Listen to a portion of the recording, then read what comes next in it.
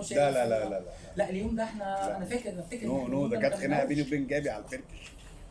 في اليوم بتاع الحريقه. يعني انت كنت عايز فركش وجاب كان عايز؟ لا ولا انا كنتش عايز فركش، اه وجابي اللي هو صاحب الفلوس يعني اللي هيخسر قال لي انت ما عندكش دم. في 3 ولعوا مننا 3، انا النار مسكت فيهم كده وراحوا مستشفى. وفي فيديوهات موجوده في النت. في موقف بيني وبين، هات الميكروفون ده انا هحكي القصه اهو دي. اهو ميكروفونك اهو. انا هقول على جابي عشان ده موقف انساني لجابي وده نادرا ما يحدث. هم 3 نادرا ما يحدث من المنتجين التانيين. من جابي ومن اي منتج. انا بحاول اصلح. لا ما تصلح.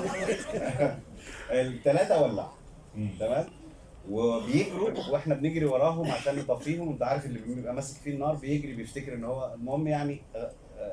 في واحد منهم مات على فكره، 3 يعني، والاثنين يعني 3 هو مصطفى عامل ده وجايبه، انا ما قدرتش. ما هو لا صعب جدا، صعب جدا.